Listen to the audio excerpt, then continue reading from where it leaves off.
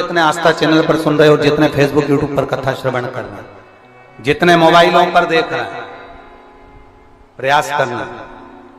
बैसाख के महीने में मिट्टी के पात्र में जो रात्रि भर जल रखा हो, मिट्टी के पात्र में, अगर आपके पास में घड़ा हो, हंडा हो, नी हो, तो दिया हो, दीपक हो, कुल्लड़ हो, कोई भी तुम्हारे पास में जो मिट्टी का पात्र, उसमें जल भरना। वो जल बैसाख के महीने की किसी भी सोमवार के दिन, किसी भी सोमवार के दिन, बैसाख महीने या किसी प्रदोष के दिन, या बैसाख महीने के शिवरात्रि के दिन, वो मिट्टी के पात्र का जल अपने घर के प्रत्येक व्यक्ति का स्पर्श कराकर उस मिट्टी के पात्र के जल को तांबे के पात्र में डाल लीजिए और घर के प्रत्येक व्यक्ति का स्पर्श करा लीजिए और शंकर भगवान पर कुंदकेश्वर महादेव के नाम से समर्पित करिए। कुंदकेश्वर महादेव। कभी जीवन में पीछे पलट कर देखने की जरूरत नहीं पड़ेगी, आप उन्नति की सीढ़ी की ओर बढ़ते चले जाओगे। बैसाख महीने में मट्टी के पात्र का जल भगवान शंकर को समर्पित होना चाहिए। उसका सुख हमारे जीवन को एक आनंद, फल प्रदान। एक शीतल आरती होती है, मेरी जीजियों बड़े सावधानी से सुनिएगा। एक शीतल आरती होती है। कभी अगर तुम्हारे जीवन में अगर कभी तुमको ऐसा लगे कि रोग बड़ा भारी हो चुका है और बहुत भारी रोग मुझे घेरता जा रहा है, या डॉक्टर को दिखाने जा रहे हो और तुम्हें ऐसा लग रहा है कि डॉक्टर कोई बड़ी बीमारी बताएगा, तो उस समय पर शीतल आरती का प्रयोग करें। एक पुष्प हाथ की हथेली में रख लीजिए, एक पुष्प हाथ की हथेली में रख लीजिए, और यहां तक शास्त्र कहता है अगर हो सके तो आंकड़े का अगर पुष्प मिल जाए, तुम्हारे यहाँ क्या बोलते हैं उसको, मंदार का फूल, आंकड़े का फूल, अकौए का फूल, जो शंकर भगवान पे चढ़ता है, छोटा सा होता है, घुंघरू जैसा होता है वो, उसको तुम्हारे यहाँ क्या बोलते हैं हरियाणा में? आंख का ही पुष्प बोलते हैं। आंख का पुष्प मिल जाए तो ज्यादा अच्छा है। अब उसमें चाहे सफेद हो, चाहे नीला हो, चाहे गुलाबी हो, जैसा भी हो, हाथ में रखने के बाद हाथ में एक लोटा जल भगवान शंकर के शिवालय में जब आप प्रवेश करें, और प्रवेश करते समय भगवान के सम्मुख में जब भगवान शंकर के साक्षी में जब पहुंचे, आपके सामने पूजन में कोई भी सामग्री नहीं है, आपके पास में न दिया है, ना बाती है, ना गर्भवती है, ना चंदन है, ना कपूर है, ना कोई सामग्री है, केवल एक आंख का पुष्प और एक लोटा जल आपके पास में है। शिवालय में पहुंचकर शीतल आरती का प्रयोग करो। 11 बार भगवान शंकर के 11 रुद्रों का स्मरण कर कर जब 11 बार शंकर के शिवलिंग के ऊपर से नीचे तक वो कलश को जब घुमाया जाता है, और घुमाने के बाद वो आग का जो पुष्प है वो अशोक सुंदरी वाली जगह पर समर्पित कर कर भगवान शंकर को जो जल चढ़ाया जाता है, जो जल समर्पित किया जाता है, डॉक्टर भले तुमसे कह रहा हो कि तुम्हें बड़ी बीमारी के चांस हैं, आप जाकर एक बार चेक कराना, तुम्हें वो बड़ी बीमारी निकलेगी ही नहीं, उस रोग से तुम मुक्त हो। इसको शीतल आरती का प्रयोग किया गया। ये शीतल आरती, इसको शीतल आरती कहा। शिव की प्राप्ति का, एक रोग से मुक्त होने का। अब आपसे कोई कहे कि ये शीतल आरती का प्रयोग सबसे पहले किसने करा, तो आपको ध्यान लगाना है इस प्रयोग को। सोमनाथ जी की कथा का स्मरण करिएगा, सोमेश्वर की कथा का स्मरण करिएगा। आप स्कंद पुराण में, शिव महापुराण में सोमनाथ जी की कथा का स्मरण करिएगा। चंद्रदेव को काया का रोग हो गया, रोग इतना भारी था, चंद्र समझ नहीं पा रहे थे मैं करूं क्या। जब देव ऋषि नारद के पास पहुंच गए, नारद जी ने कहा एक पार्थिव शिवलिंग का निर्माण करो, बालू के शिवलिंग का निर्माण करो, और समुद्र का ही जल भगवान शंकर को उनके आनंद से आरती कर कर उनको चढ़ाने का प्रयास करो। और शिव ने ऐसी कृपा कर दी कि चंद्र के पास आकर भगवान शंकर ने कह दिया, चंद्र मैं तुझे वर देता हूं, तेरा काया का रोग समाप्त होगा, ये मेरा वर है, क्योंकि तूने मेरे शीतल आरती का प्रयोग किया।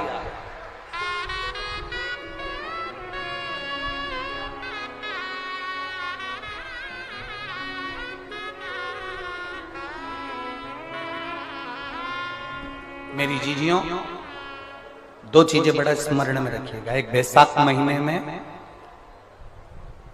मट्टी के पात्र का जल। अभी अभी क्या चल रहा है? फागुन। अभी क्या चल रहा है? फागुन। जब बैसाख का महीना आए ना,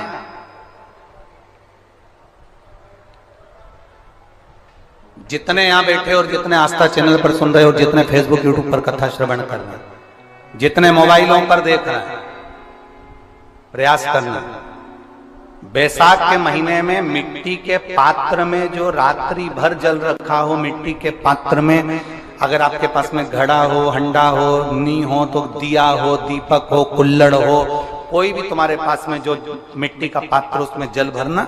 वो जल बैसाख के महीने की किसी भी सोमवार के दिन, किसी भी सोमवार के दिन, बैसाख महीने या किसी प्रदोष के दिन, या बैसाख महीने के शिवरात्रि के दिन, वो मिट्टी के पात्र का जल अपने घर के प्रत्येक व्यक्ति का स्पर्श कराकर उस मिट्टी के पात्र के जल को तांबे के पात्र में डाल लीजिए और घर के प्रत्येक व्यक्ति का स्पर्श करा लीजिए और शंकर भगवान पर कुंदकेश्वर महादेव के नाम से समर्पित करिए।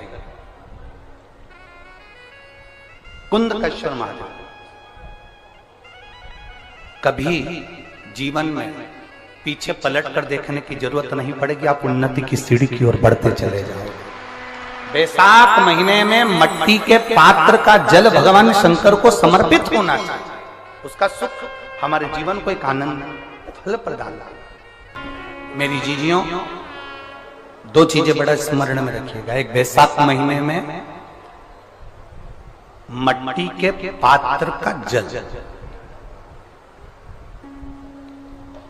अभी अभी क्या चल रहा है? फागुन। अभी क्या चल रहा है? फागुन। जब बैसाख का महीना आए ना,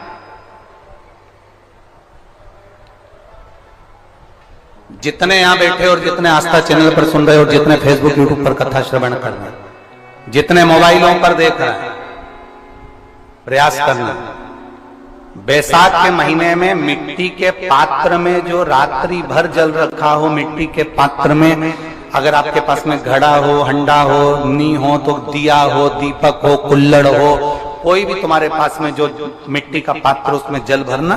वो जल बैसाख के महीने की किसी भी सोमवार के दिन, किसी भी सोमवार के दिन, बैसाख महीने या किसी प्रदोष के दिन, या बैसाख महीने के शिवरात्रि के दिन, वो मिट्टी के पात्र का जल अपने घर के प्रत्येक व्यक्ति का स्पर्श कराकर उस मिट्टी के पात्र के जल को तांबे के पात्र में डाल लीजिए और घर के प्रत्येक व्यक्ति का स्पर्श करा लीजिए और शंकर भगवान पर कुंदकेश्वर महादेव के नाम से समर्पित करिए। कुंदकेश्वर महादेव। कभी जीवन में पीछे पलट कर देखने की जरूरत नहीं पड़ेगी, आप उन्नति की सीढ़ी की ओर बढ़ते चले जाओगे। बैसाख महीने में मट्टी के पात्र का जल भगवान शंकर को समर्पित होना चाहिए। उसका सुख हमारे जीवन को एक आनंद फल प्रदान।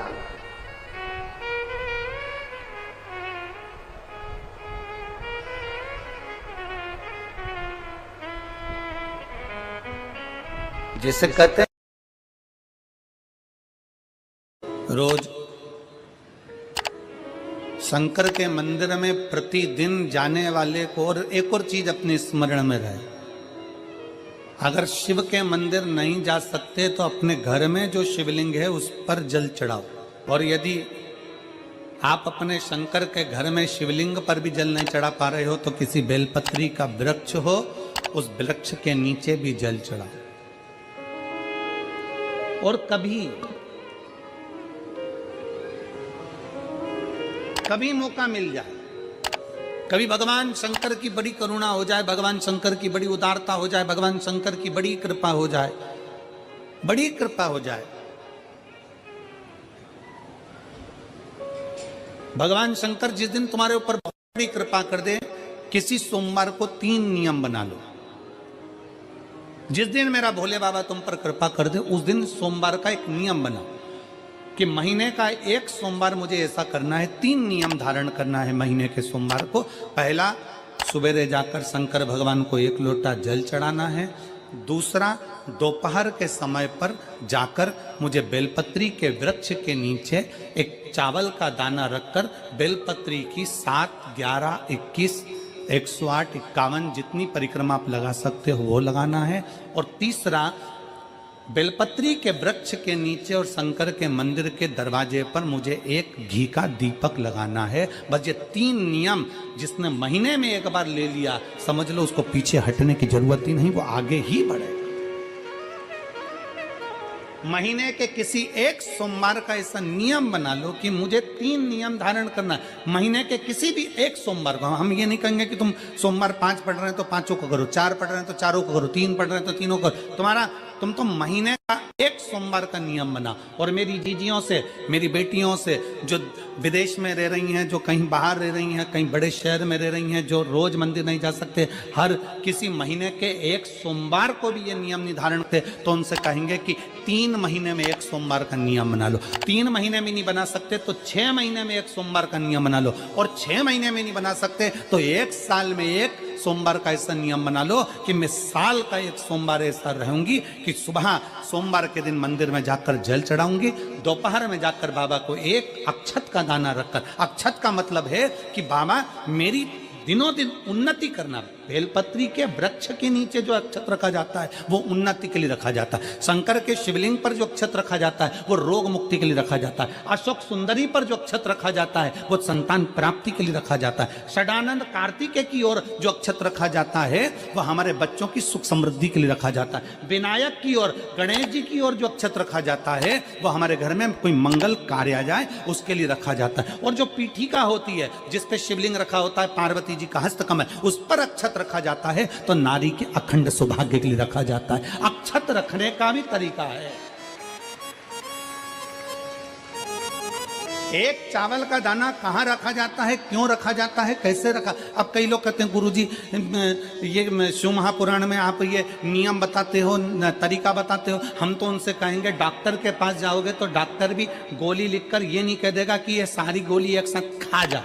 डॉक्टर भी कहेगा ये गोली सुबह खाना है, ये गोली शाम को खाना है, ये गोली दोपहर में खाना, ये गोली भूखे रहकर खाना। बोलो सही है कि गलत है। ये रात्रि को खाना खाने के बाद खा लेना, ये खाना खाने के पहले, ये नाश्ते के पहले। और सुनो, ये दवाई, ये वाली पीछे वाली जो दवाई लो ना इसको दूध से लेना, ये वाली जो दवाई लो ना इसको पानी से लेना। और सुनो, ये डब्बी है इसको पानी में मिलाकर फिर पीना।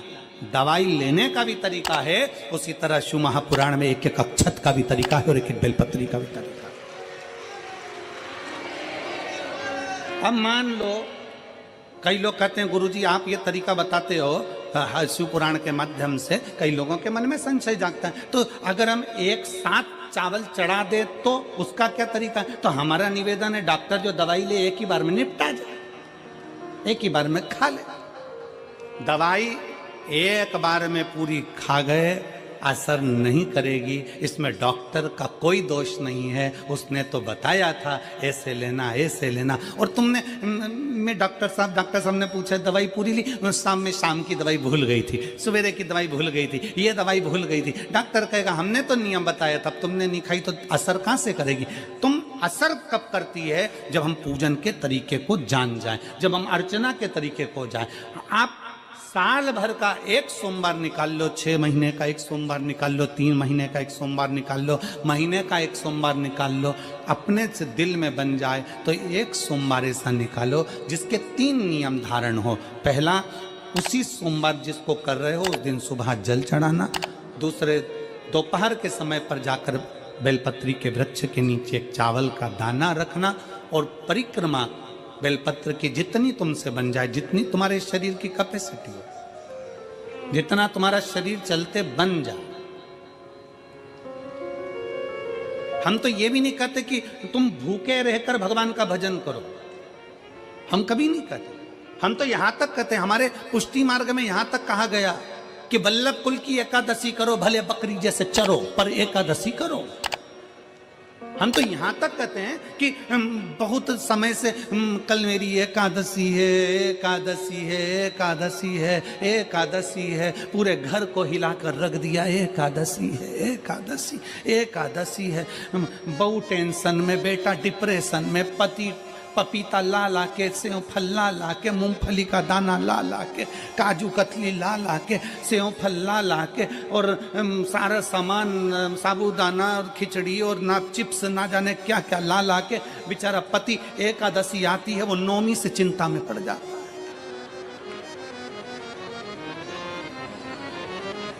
हम तो ये भी नहीं कहते कि तुम व्रत बहुत भारी करो, तुम व्रत उपास भी बहुत बहुत टेंशन वाला करो, ना ना ना।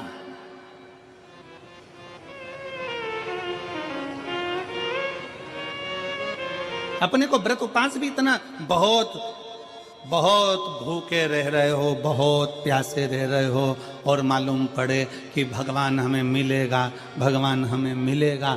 भगवान कहता है कि देख भाई, मैं भी भूखा नहीं रहता, तू भी भूखा मत रहे, मैं भी चकाचक रहता हूँ, तू भी चकाचक रहे, मैं भी अपने। और भगवान शंकर तो ये भी कहते हैं कि अपना परिवार भी मत छोड़ो। मेरे पास में पार्वती भी, एक ही देवता है जो विद फैमिली मंदिर में बैठता है। शंकर जी हैं तो पार्वती जी है, तो गणेश जी हैं, तो कार्तिकेय जी हैं, तो नंदी है, सब मंदिर के अंदर चाहिए। शंकर भगवान अपने पूरे परिवार के साथ। शंकर जी तो ये कहते हैं अकेले तुम क्यों रहते हो। शिव जी की एक बात अपने ध्यान में रखना, कितनी सुंदर बात है शंकर भगवान की, बहुत ध्यान में रखिएगा। आप जौहरी नहीं हो, हीरे को नहीं परख सकते। हम भी जौहरी नहीं है, हम हीरा को नहीं समझ सकते। पर भगवान शंकर ने पृथ्वी पर जिसको जन्म दिया उसको जौहरी बनाकर पैदा किया है, उसको जौहरी बनाकर भेजा है कि आप भले हीरा को न समझो चलेगा, पर अपने नजदीक में कोई दुखी है तो उसकी पीड़ा को जरूर समझना। भगवान शंकर कहते हैं उसकी पीड़ा का स्मरण।